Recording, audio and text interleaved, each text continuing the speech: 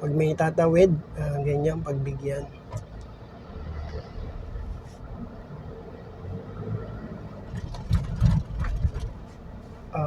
Papunta ako ng south, so pagdating ko mamaya ng Commonwealth, malapit sa C5, mag-U-turn ako. Tapos after ng Commonwealth Avenue na to ay C5 yung dadaanan ko, papunta ng SLEX.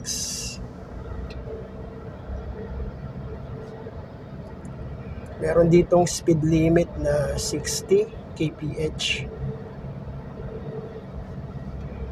At mamaya dun sa bandang unahan mayroong lane ng motorcycle. May part na kapag ang four wheels ay dumaan na nakababad sa motorcycle lane, pwedeng matikita ng violation. Ganun din yung mga motorcycle.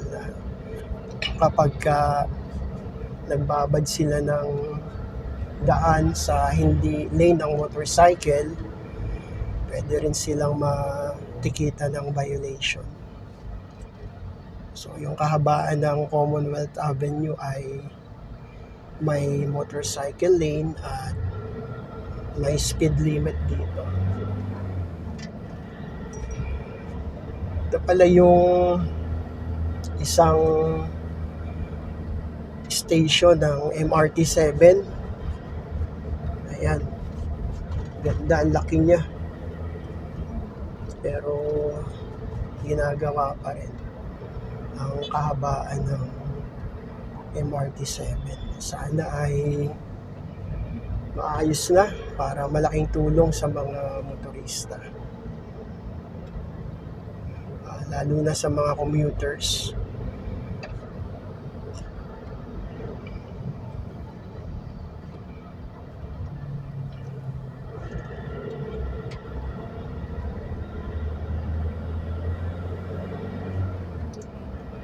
So dito sa bandang unahan, mamaya makikita natin yung sariling lane ng motorcycle.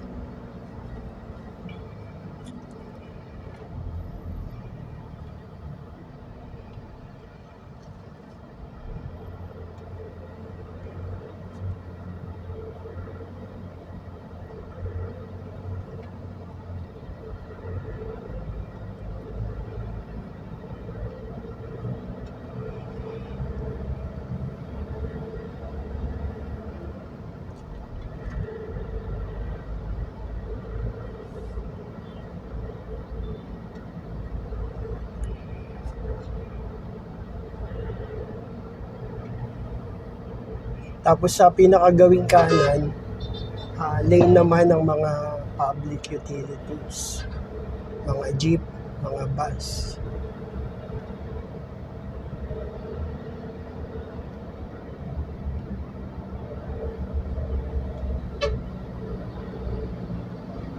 Etong sa left side na to, yung pinaka left lane sa bandang unahan, mawawala. Parang mag-iisa yung lane dito sa second lane.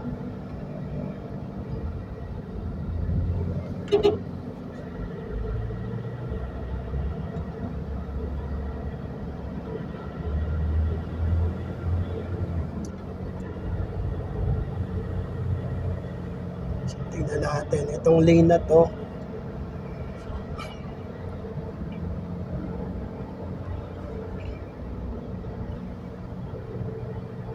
Ito sa pinakakaliwa, ayan, mawawala yung lane na to sa kabila. Ayan.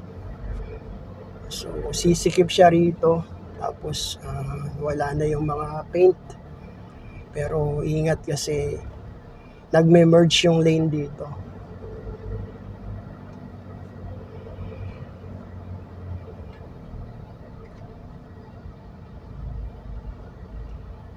Sa bandang unahan, mayroong U-turn slot. Kaya mapapansin nyo, pasikip na yung lane kasi nagamit dito sa footbridge. Ayan, so nawala na yung lane dito sa kabila.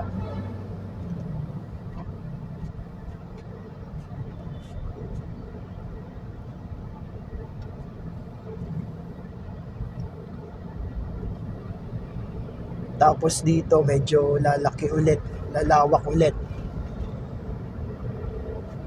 Ayan, meron na ulit paint yung lane. Ito, meron na ulit sa pinaka left side.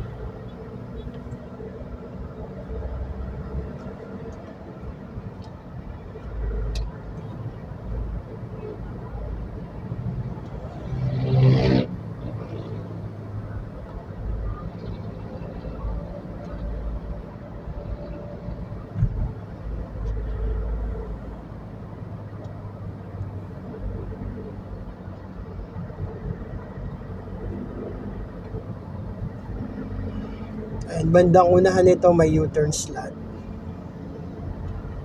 Kaya kung papunta kayo dun sa kabila, Litex Manggahan, galing kayo ng dito sa Fairview sa right side, dito yung unang U-turn slot. Pagkalagpas dun sa may malaking Pure Gold, dun sa may rotonda, ito na yung U-turn slot. Sa may COA na yata yung U-turn slot na to.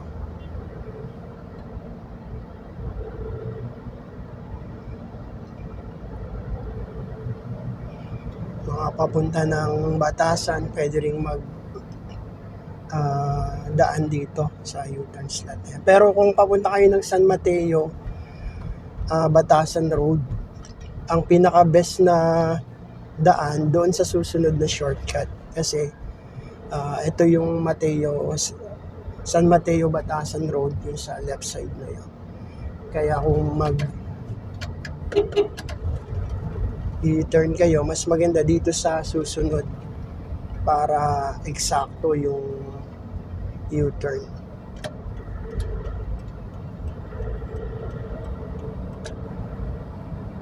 Pwede din naman dun sa unahan, sa pinakauna na yun, kaya lang malayo na yung iikutin.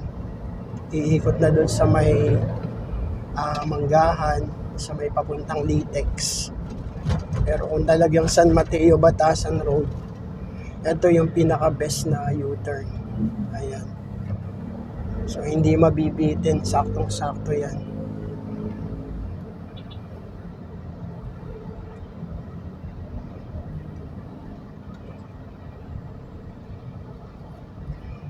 Kapag ganitong may U-turn slot, medyo volume yung mga sasakyan.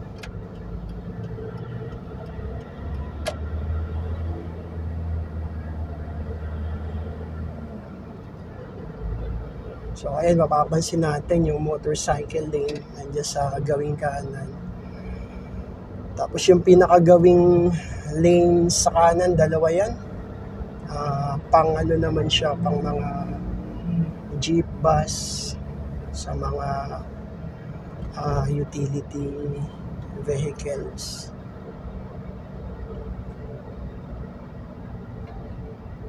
Mga pampasahero.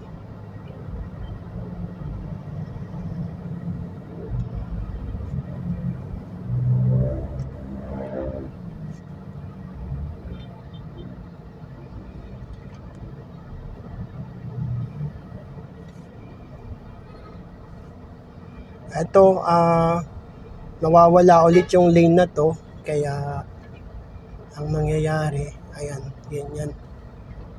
So, nagsisikip ulit.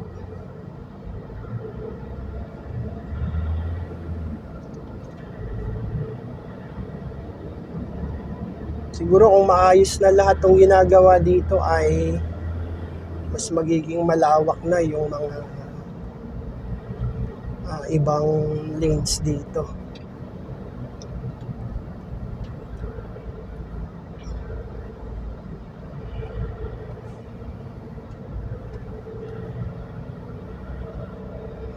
Bible verse of the day, John chapter 3 verse 16.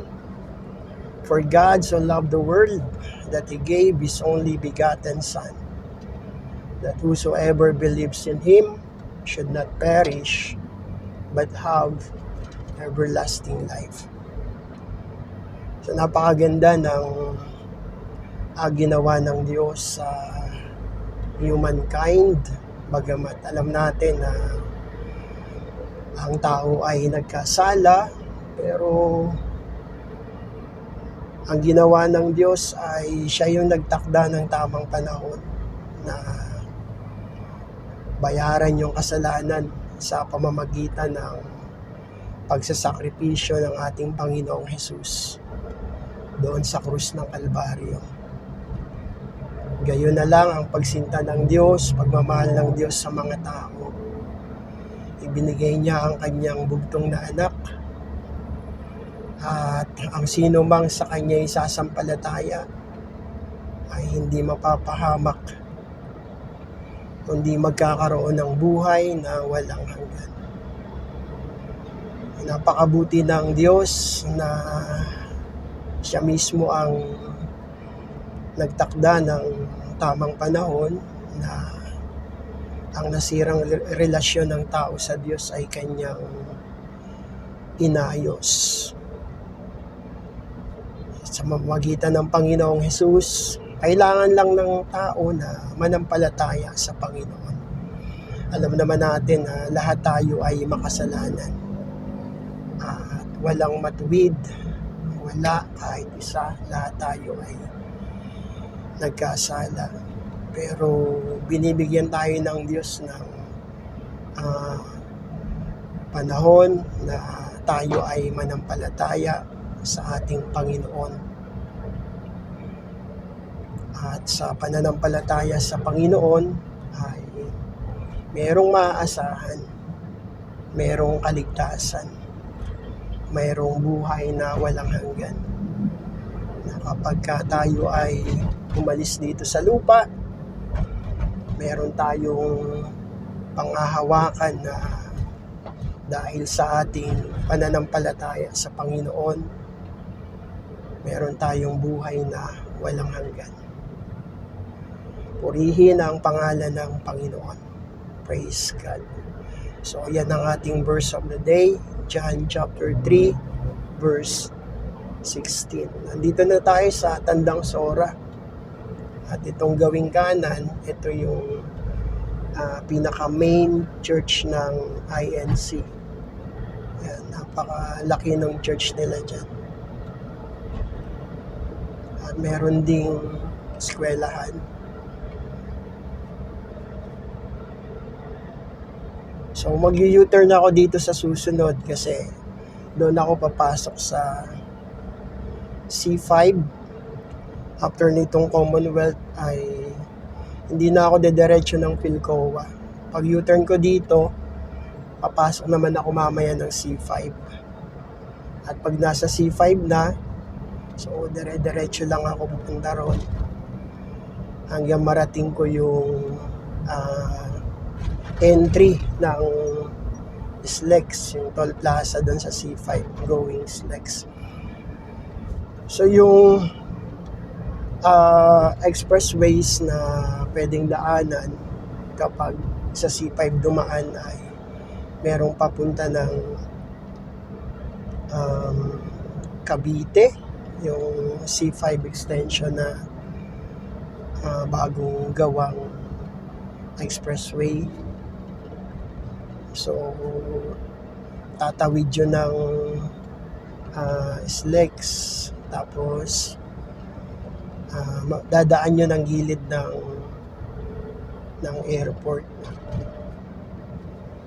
So ito yung U-turn slot dito.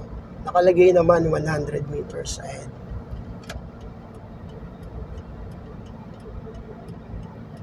Medyo mahaba lang yung U-turn slot na to, pero okay lang kasi ito lang talaga ang daan. Kung gusto mong pumasok ng C5, galing ka dyan sa kabilang side ng Commonwealth, kailangan mo talagang mag-U-turn dito.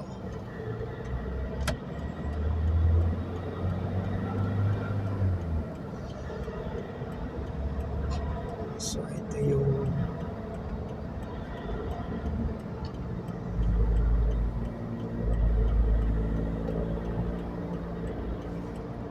laki, 1, 2, 3, 4, 5, 6, 7, 8 lanes halos yung nandito.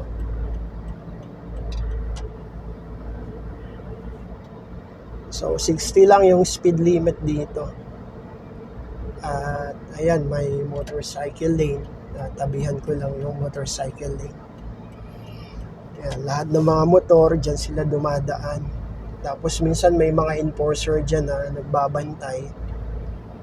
Kung ikaw ay 4 wheels tapos bumabad ka dyan sa motorcycle lane na yan, ay pwede kang tikitan, violation. Tapos kung ikaw naman ay motor at hindi ka nagstay dyan sa motorcycle lane, so pwede ring matikitan ng violation.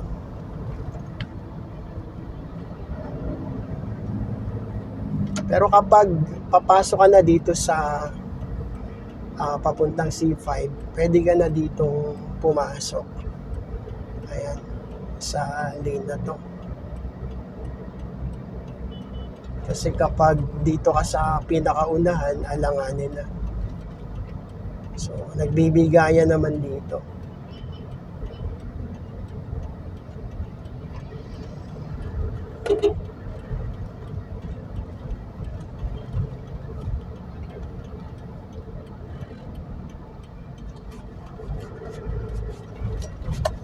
So, ito na yung daan naman. C5 naman yung sunod na dadaanan ko.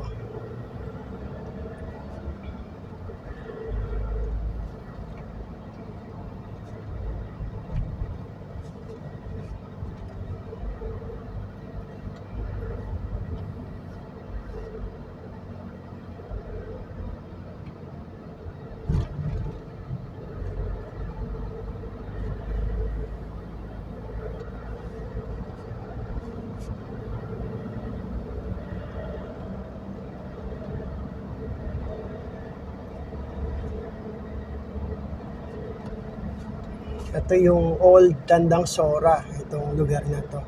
Pero yung street na to ay kadugtong ng C5. Kasama sa Circumferential Road.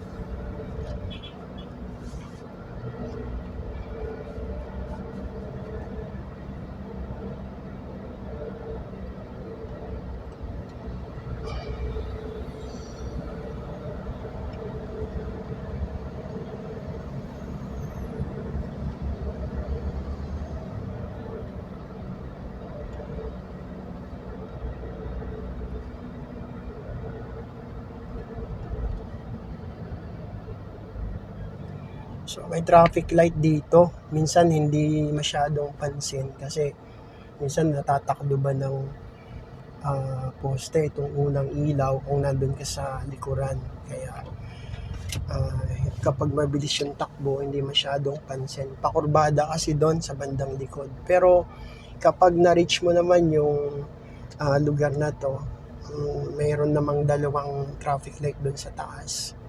Plus itong isa nandito sa tabi ng poste. Yan nga yung kapag nandun ka sa bandang kanan, hindi masyadong pansin. Pero okay lang kasi may dalawa namang dagdag na traffic light dyan sa taas. Kaya kitang-kita naman.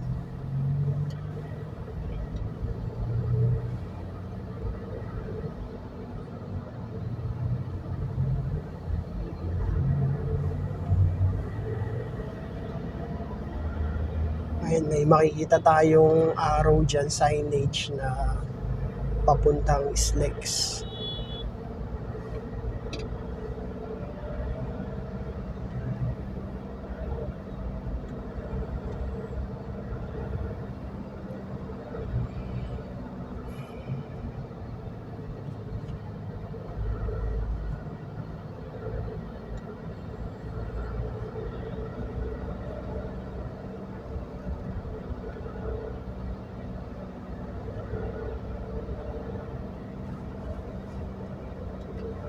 Itong gawing kanan na to, ito ang University of the Philippines.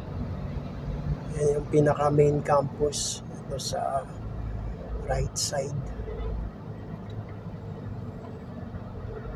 May gate dito na pwedeng daanan papasok. Tapos dun sa kabila, sa may Philcoa, meron ding gate doon. Ayun yung isang gate.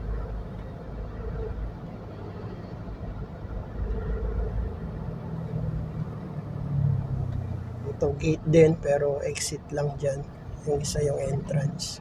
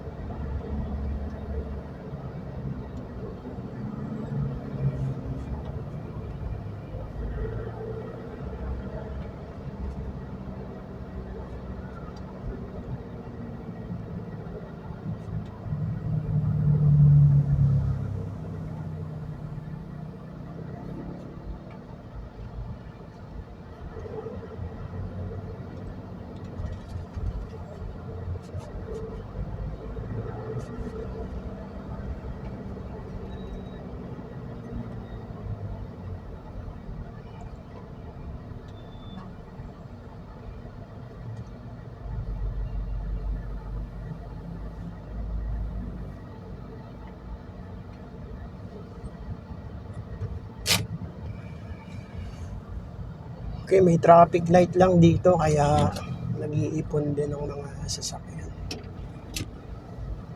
So malaki itong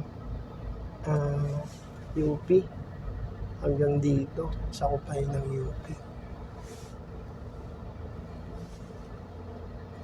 Dito sa kabilang side naman, pagkatawid ng traffic light, nandyan yung mga university ng Miriam College, tapos Ateneo. So yung dalawang university na magkatabi.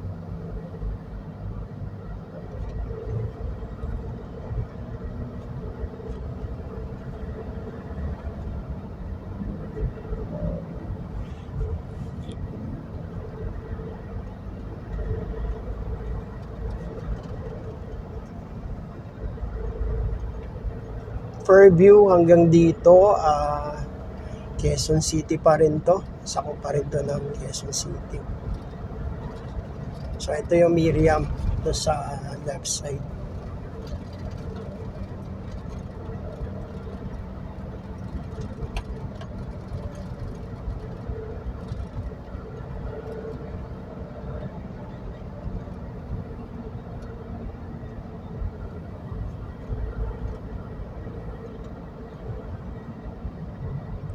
Tapos yung susunod yung Ateneo.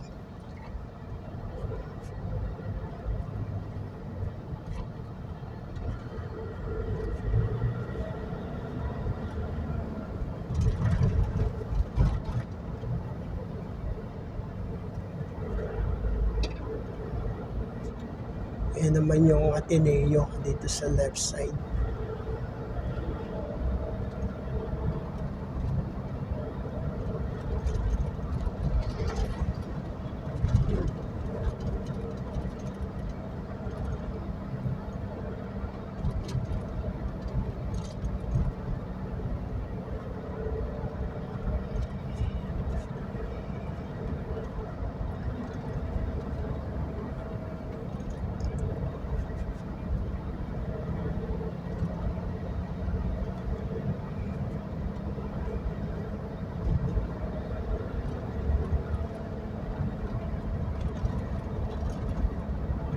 Yung tulay na aakyatin dito, ito yung sa baba niya ay yung sa papunta ng kaliwa, papunta yan ng Marikina.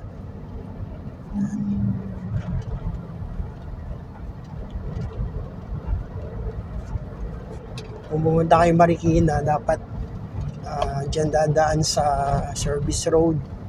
Kaya lang may traffic light dun sa unahan. Tapos may turning left.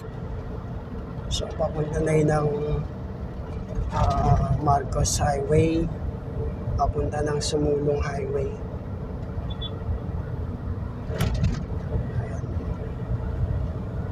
itong tapat na to sa baba. Ayan. Itong sa gawing kanan na yan, papunta yan ng Cubao, papunta ng San Juan. Tapos yung gawing kaliwa, papunta ng Marikina, papunta ng Antipolo. Ayan, may mga daan doon.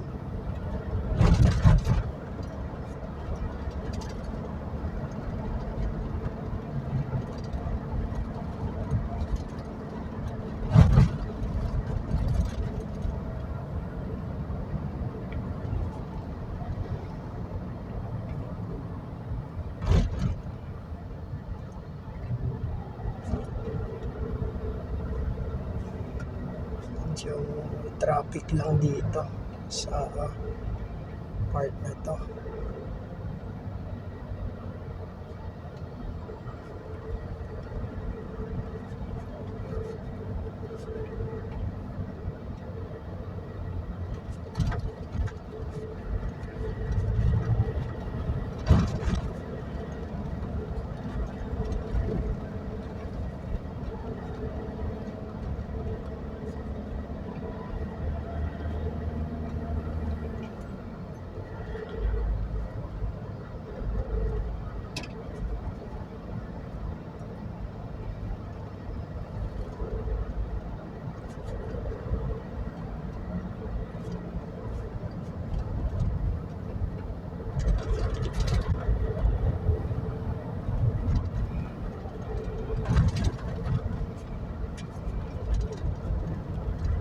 So ang iba, ang tawag dito ay Katipunan.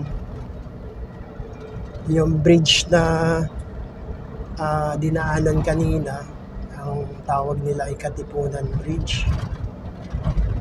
Pero karugtong to ng C5.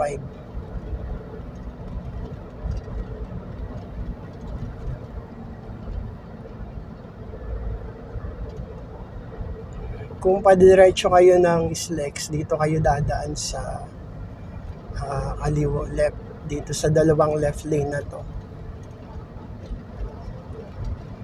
Yung dyan sa kanan, papunta yan ng Tuason, Cubao,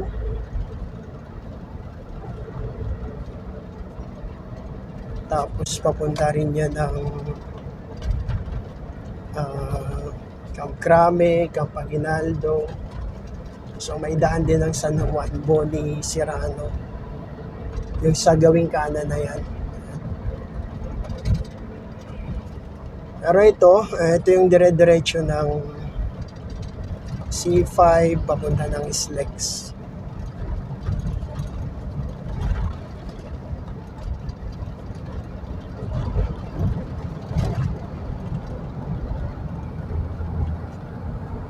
Medyo may mga part dito na basa yung kalsada dito sa gawing kanan. So parang delikado siya sa mga nakamotor. Kaya ingat kasi makapagbasa yung kalsada ay baka madulas yung mga gulong.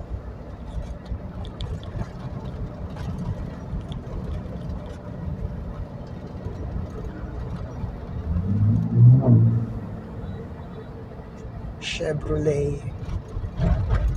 Ganda nung race car na yun. Chevrolet. Yan, overlooking dito yung mga bundok. Yan sa part ng Antipolo.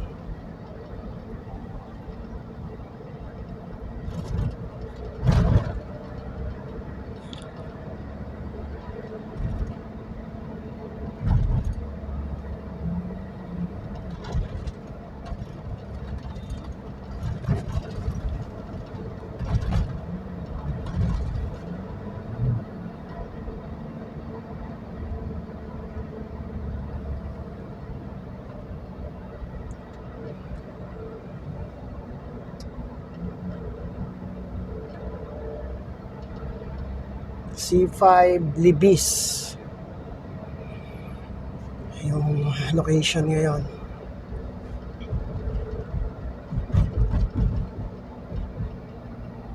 So may mga traffic light na dadaanan dito. Itong sa left side, traffic light para sa turning left. Pero yung padiretso na to, pass through yan, walang traffic light doon. Pero may traffic light yung papunta ng papasok ng Libis. So yung mga pakaliwa.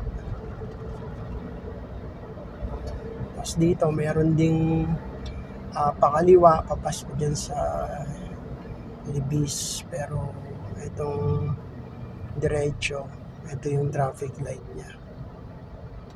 Kaya lang nakalagay dito, mga private lang yung pwedeng mag turn left.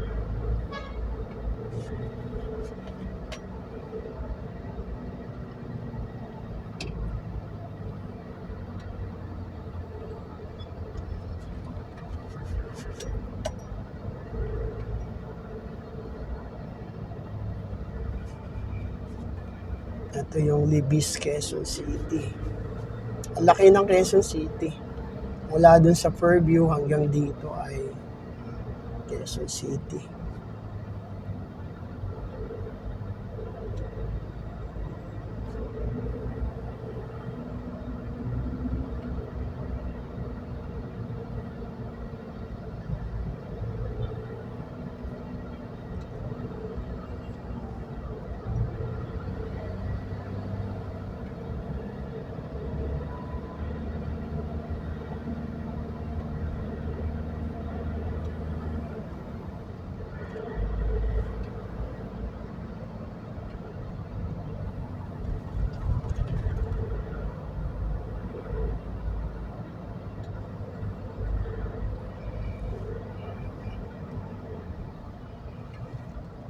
Itong street na to sa gawing kanan, may daan yan papunta ng White Plains. Tapos meron ding shortcut yan papunta ng Ortigas.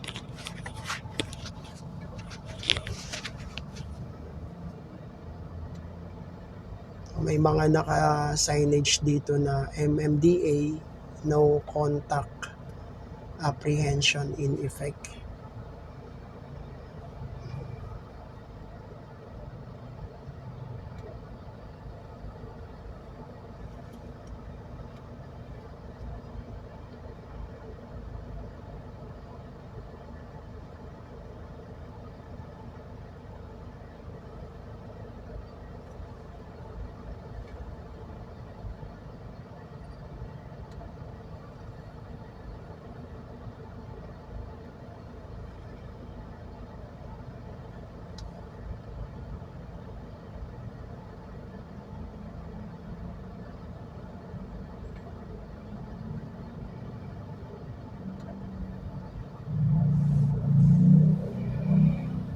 Nakalagay pala dito ang Barangay Ugong Norte, yung place na to ngayon. Ayan. Welcome Barangay Ugong Norte.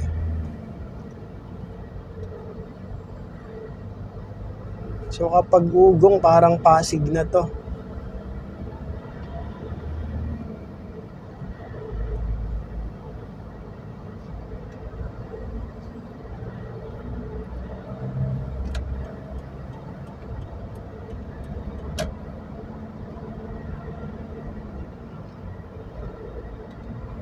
So, sakop na to ng Pasig.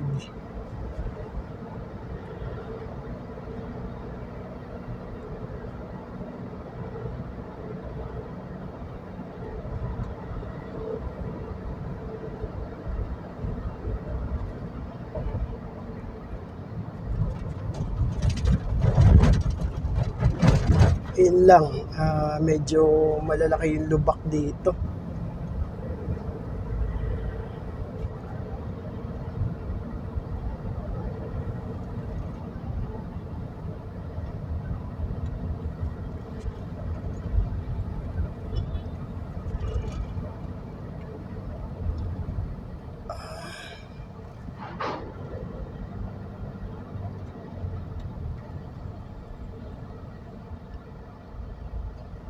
Kaya nagpo-full stop dahil sa malalim yung lubak.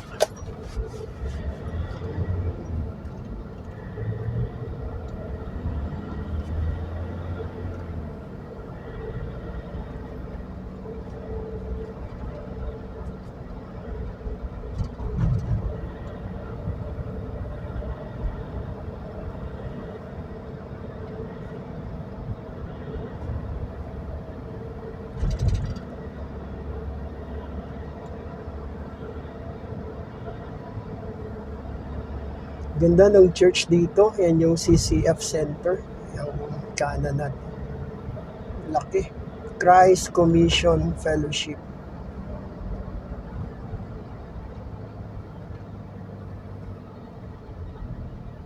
So dito ay ramdam na ang pagbigat ng traffic. Dito tayo sa itaas ng tulay katapat ng CCF. At may part na full stop.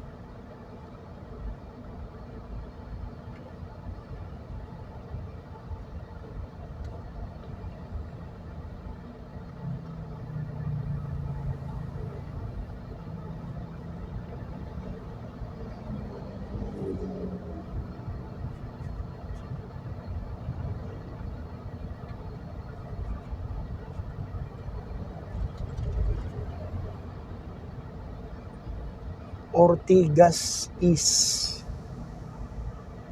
Ito naman sa kanan yung Tiendesitas. Kilalang lugar to, yung Tiendesitas.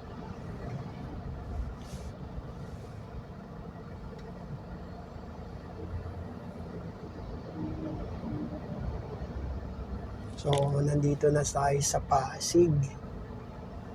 Mahaba-haba din yung Quezon City. Kaya pinakamalaking city dito sa Metro Manila ay ang Quezon City. Itong Pasig, malaki din naman to. Pinakamaliit ay Navotas. Ang Pateros kasi kasama sa Metro Manila pero parang hindi city yung Pateros. Parang isang bayan siya. Kaya ang pinakamaliit sa mga city ng NCR ay ang Navotas.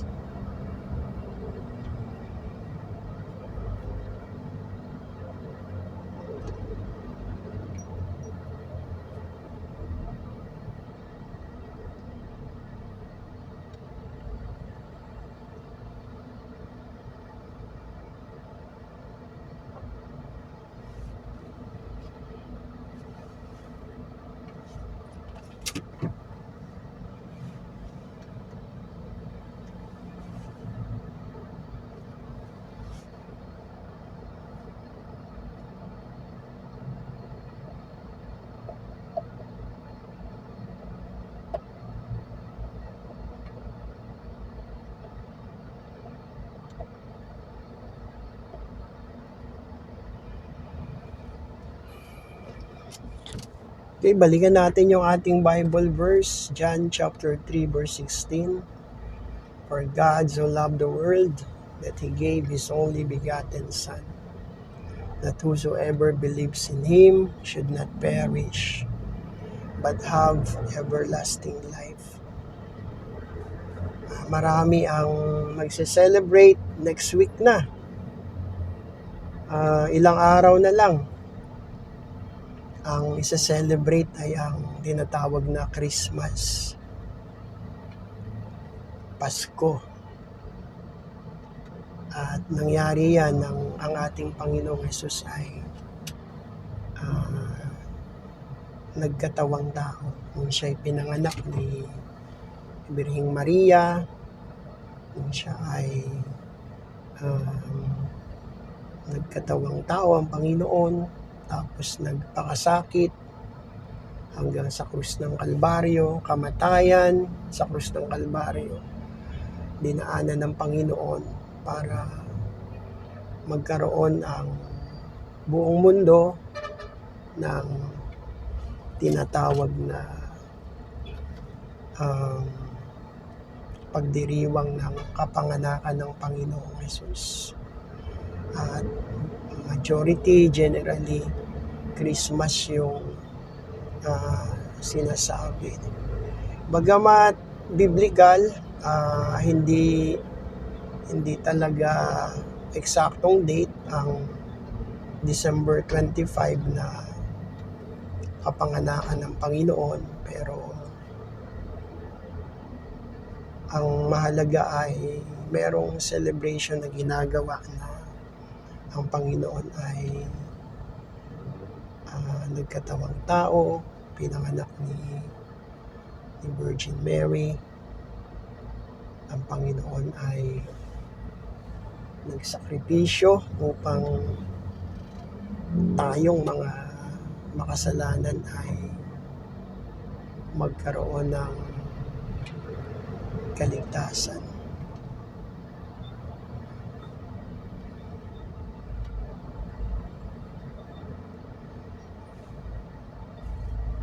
So ilang days na lang, ngayon ay December 20, 2025. So 5 days na lang at buong mundo halos ay magdiriwang ng Christmas.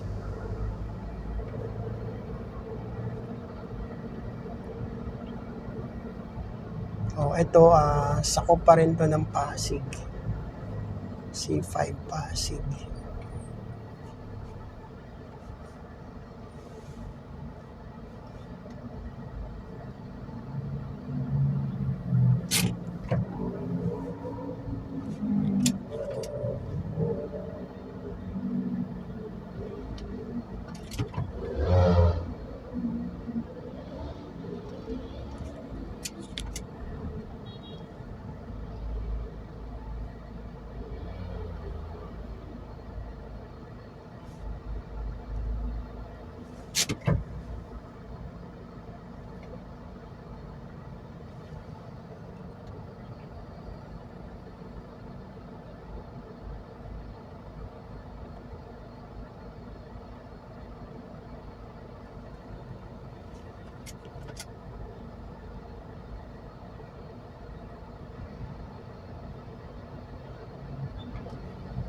So ito talaga yung pinaka-traffic kapag dito ka dadaan ng C5.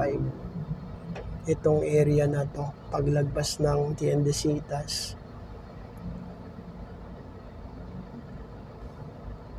Pero kapag nakalagpas dito sa may tulay sa taas ng parang C5 Shaw Boulevard, papunta na ng Taguig. Minsan matraffic din, minsan maluwag. Pero ang talagang kailangan ng mga nagta-travel, nagda-drive, ay tiyaga lang talaga. Kasi minsan kahit saan ka dadaan, ay kung rush hour talaga, kung volume yung mga sasakyan, talagang nararanasan ang mga pagsisikip o nararanasan yung traffic. Sa ibang mga motorista, parang normal na lang. Heavy traffic man o light traffic man, parang normal na lang sa iba. Parang kasama na ng pang-araw-araw na pamumuhay. Pero syempre, mas maganda sana na kapag nagta-travel ay hindi naman talagang sobrang traffic.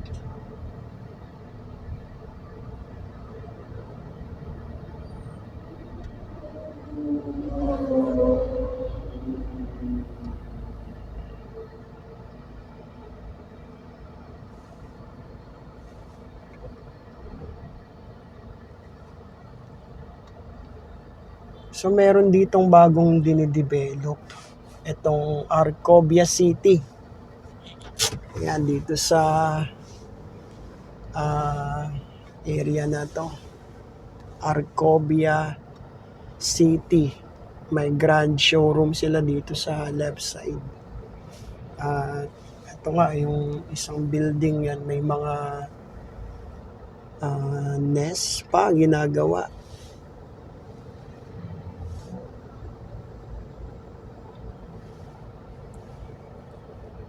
So, may nakalagay doon na Mega World Township. Mega World Township. Township. Maganda siguro tong place na to.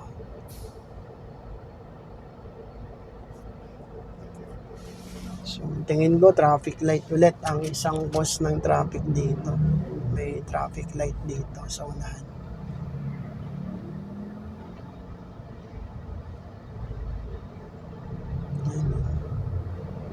Arcobia City.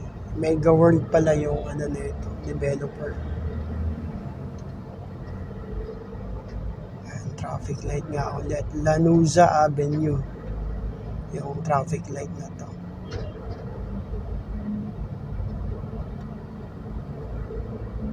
Sana makaabot. Nakatawid pa naman.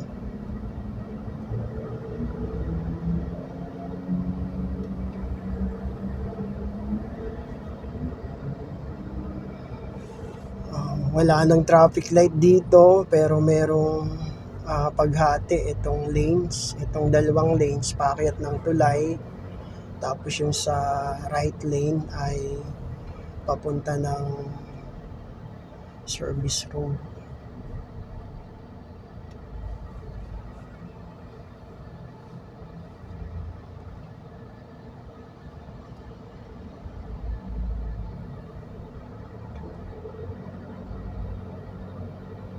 Papunta pala ng yung right lane, papunta ng Shaw Boulevard. May mga shortcut din doon sa gawing kanan.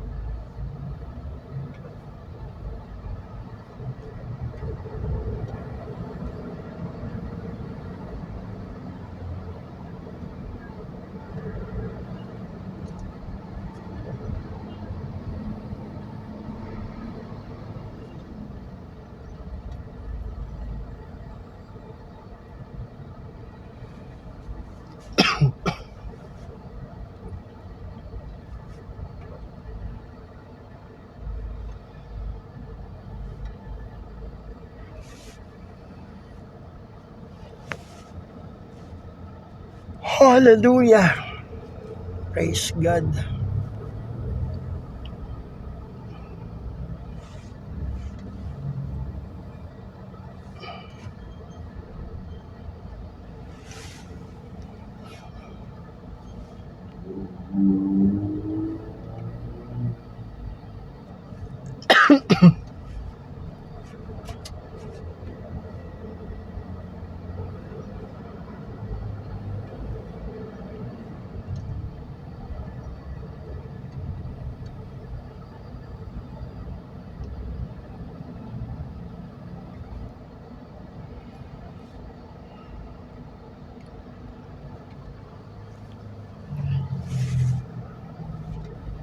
Hallelujah. Medyo parang inaantok ako pero hindi naman sana antukin talaga. Kailangan pukpukin ko yung aking gilid ng leeg pampagising.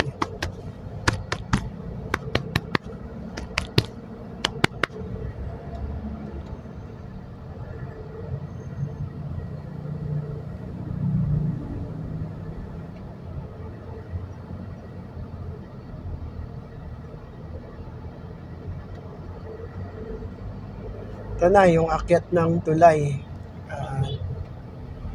Dito nagtutukod nga. So, ibig sabihin, marami na ang mga sasakyan dito ngayon.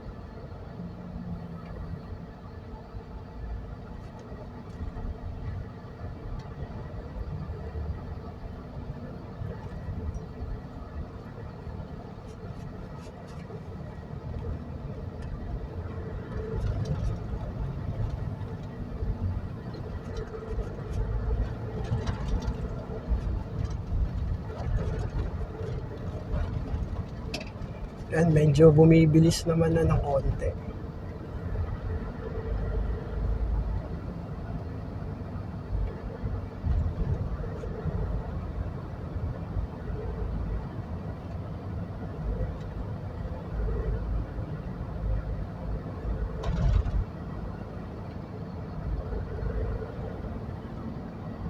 So, dito lang ako gagawin sa pinakakaliwa.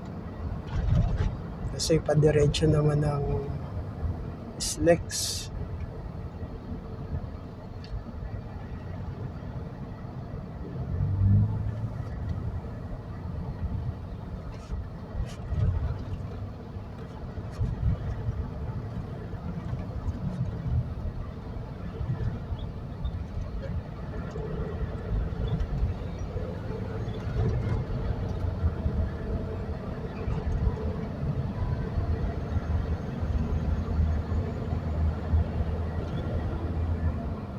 Okay, ito naman ay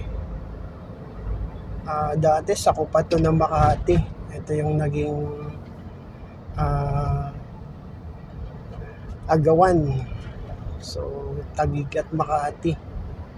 Itong mga part ng Makati na to dati, itong Embo, East Rembo, West Rembo, Sembo, ito yung part na to, yung ibang, itong left and right na to.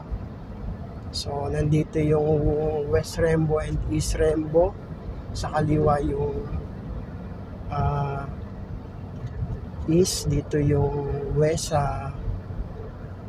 dito rin may sakop din dito sa kabilang side yung East Rembo, West Rembo. Tapos dun sa kanan naman Sembo, Comembo. Yan yung mga barangay dati ng Makati na nagkaroon ng pag-aagawan kung sino talaga ang nakakasakop, at ang naging judgment dyan ay naging sakop na ng Taguig lahat ng Embo. Kaya medyo lumiit na yung Makati City kasi maraming barangay ay sakop na ngayon ng Taguig City. Ayun nga yung mga Embo, West Rembo, East Rembo, Comembo, Sembo, yan, nasa Taguig na yon ngayon. Pero mula dun sa Guadalupe papunta dun sa Viejo, Nuevo, Guadalupe, ayun, Makati na yon, papunta dun sa boundary ng Manila, boundary ng Pasay. Pero malaki yung na walang area na dating sakop ng Makati. So itong lane na to, nagkaroon siya ng shoulder dito, ayan sa left. Pero pagdating dito sa unahan, mawawala din yan. Kaya kung dadaan ka dyan, wag ka na lang pumunta ng right lane na yun kasi shoulder lang yun. Diretso na lang dito.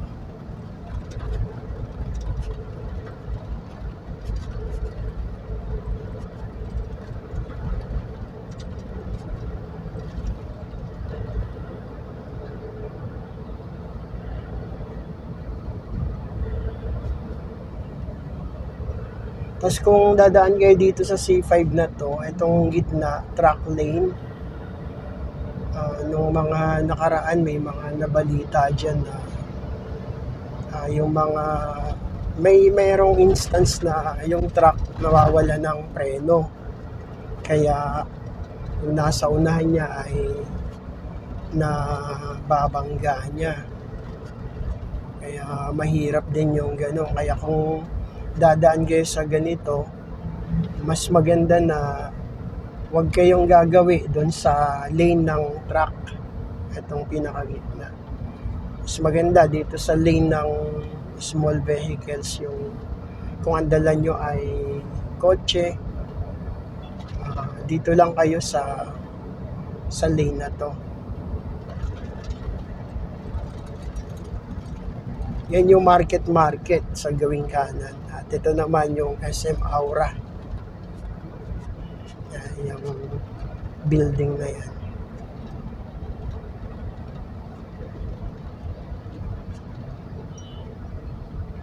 Ito lang din minsan na nagiging alangan sa kalsada. Pag may mga ganyan na cone, nilalagyan nila kasi protection din ng mga aid, yung mga sweeper aid na yun.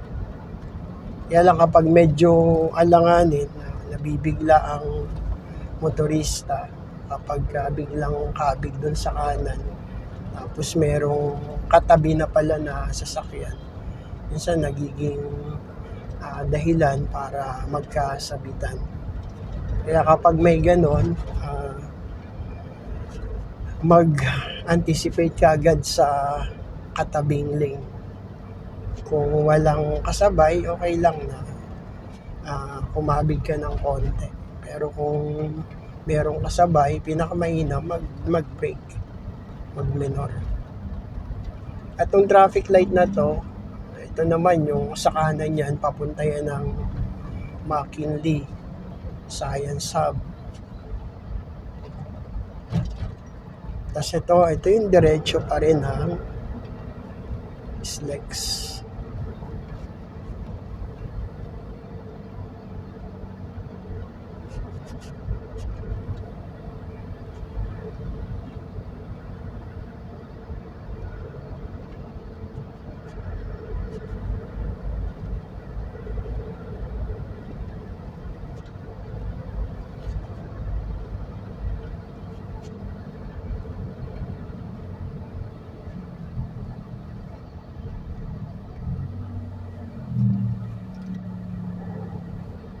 So, itong area na to, itong kanan na to, Taguig.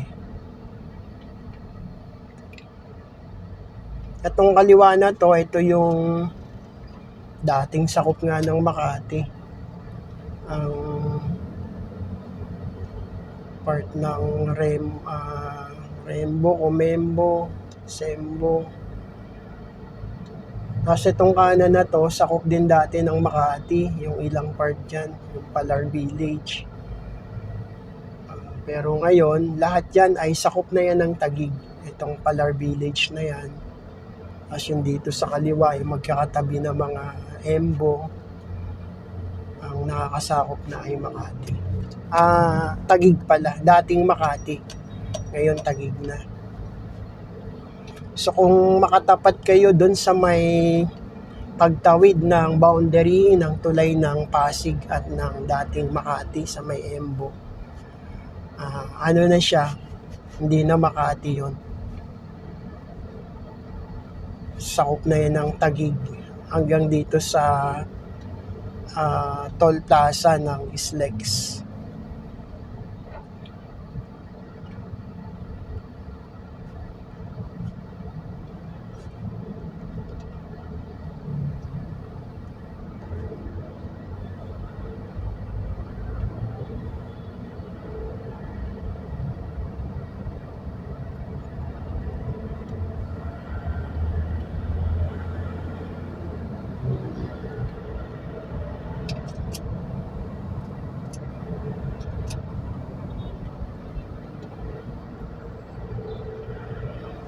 Yan pa rin yung track lane, yung nasa gawing gitna na yan, na makikita naman yung yellow lane, straight lane, pero merong broken sa magkabila, broken lanes.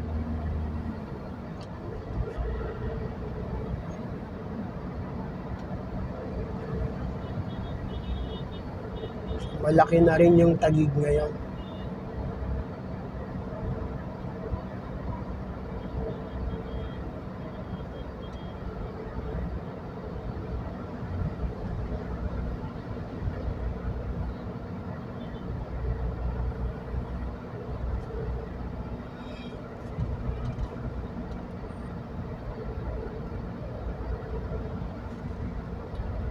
Medyo may ambon dito, ulan na. Ambon nas ulan na.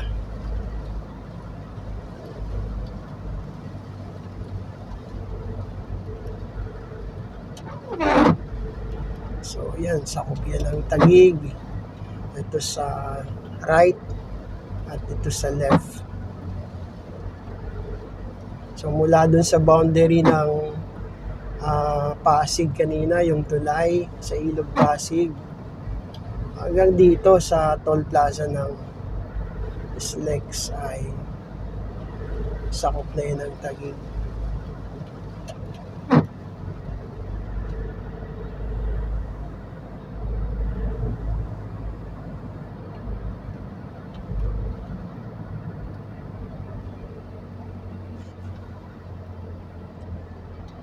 So dito sa bandang unahan may U-turn slot. At kapag diretso ka, kailangan mo na pumunta dito sa gitnang bahagi nitong ito yung track lane. Kasi nag-U-turn yung mga nandito sa kaliwa. Pero kailangan ay tsempuhan din. Ayan. Merong mabait na driver, nagbibigay sila meron namang hindi mapagbigay.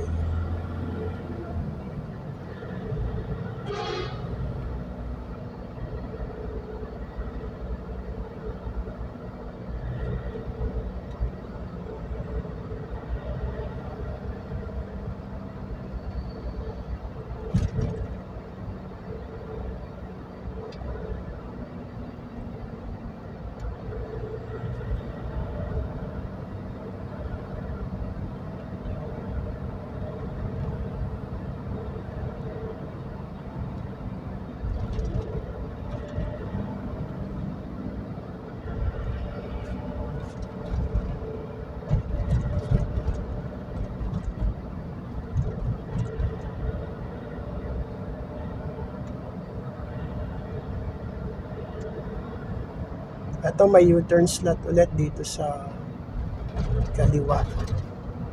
At minsan may dyan, yung galing doon sa left side nag-U-turn din. Kaya ingat pagdating doon sa part na yun. Tapos dito, ito na yung entry ng papuntang Islex dito sa gawing unahan. At yung gawing gitna, papunta yan ng C5 extension. Tapos itong pinakagawing kanan, papunta yan ng service road sa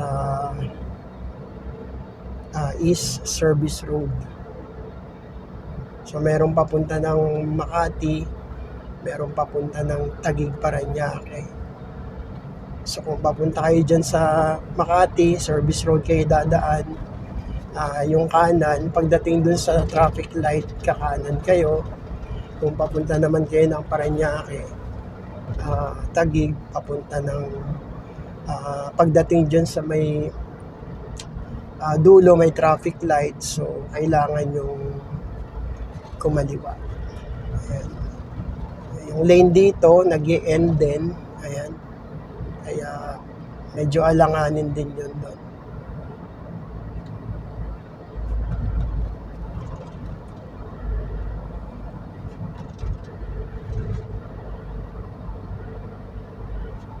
So ito na ang Islex Toll Plaza ng C5.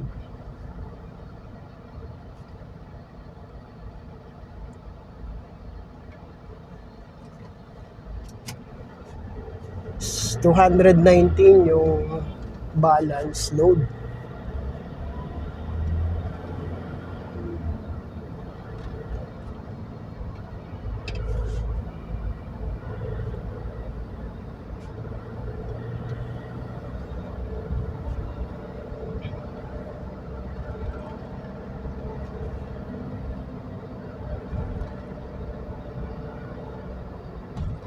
So hanggang dito na lang muna ang ating video ngayon mula Commonwealth hanggang dito sa Islex. Paglagpas lang ng entry ng C5. Maraming salamat. Patuloy tayong pagpalaing lahat ng ating Panginoong Diyos. God bless us all.